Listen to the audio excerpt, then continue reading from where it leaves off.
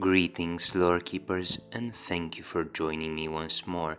After several speculations and thinking things over with the help of dear and fiery Ifri, we have finally understood Beat to Not's riddle.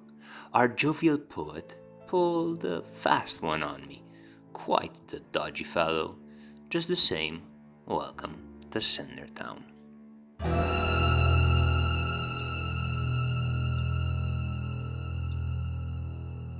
You see, dear lore keepers, Beatunat wrote his riddle either as a prank or more as an homage of sorts for a quartet that from time to time visits CinderTown.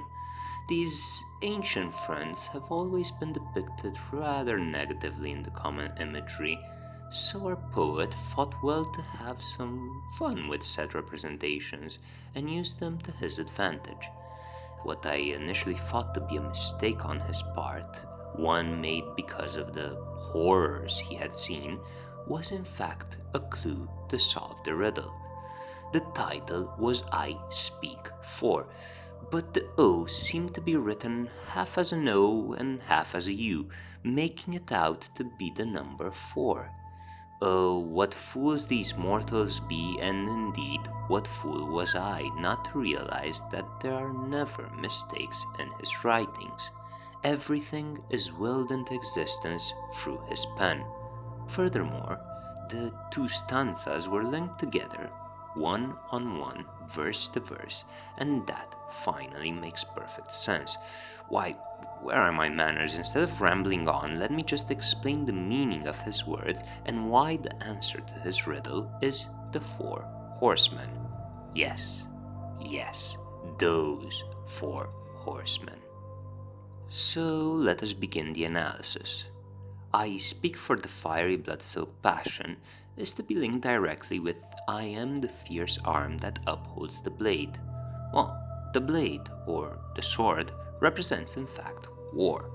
Out of the 4, he has been the one to most be associated with despair and pain, the blood-soaked horseman in fact who sows carnage and slaughter. That, however, is a modern version of battle and firefight. Our war, having lived for so long, originally stemmed from confrontation. Honor, his most esteemed squire, was always by his side. The battles war cherished were never those of senseless massacres, but rather those fought for glory and in respect of one's opponent. War fights with dignity for survival of the fittest is always to be accompanied by respect for the weak. Now let's move on then. Coughing pearly lies in such a sick fashion, and a fast-growing cell never to be swayed. This is certainly pestilence, the most mysterious of the 4. His presence, his capacity to contaminate anything he touches, is actually the sign of change. Each of the great plagues has always been accompanied by a shift in history, society, and life. He knows when something needs to be done.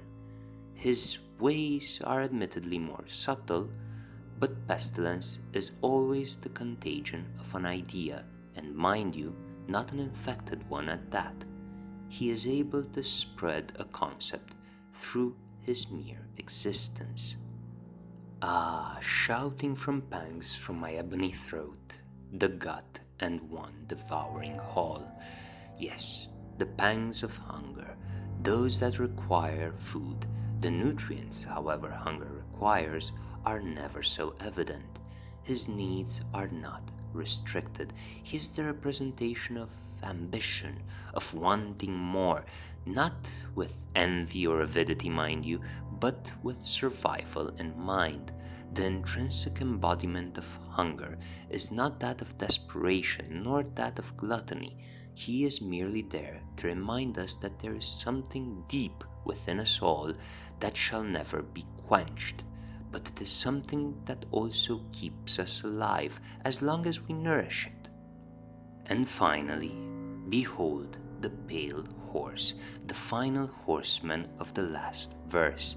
Indeed, Inhaling sweet life in my pale ivory coat should have been a dead giveaway after all. The eyes that close upon nightfall might be a little poetic for my tastes, but now that you know the answer to the riddle, it all makes sense. There are so many things I could tell you about death, about how she has been endlessly depicted by mortals in so many different ways, some cruder than others, and some that more benevolently represent finality. I have known her the longest out of the four, and I can assure you that at the end of everything, she will be there to accompany you.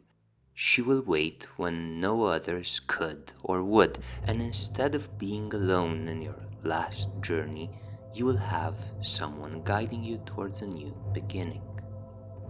As I have said, dear lore keepers, the four horsemen are usuals here in CinderTown. From time to time, they also bring guests, people who are worthy to ride alongside with for a while at least. They come and they go as they please, never with a fixed agenda. The two brothers, Hunger and Pestilence, usually stop to talk with Beatunat, hence the homage, I assume, and War is always searching for a worthy opponent. I ask Death from time to time to stop by, have a chat, and maybe play some chess, but she always politely refuses. Her work never gives her too much free time. However, cherished lore keepers, it would seem once again that our time is coming to an end. So I salute thee, for this has been CTC, thanking you for your scalding attention and signing off.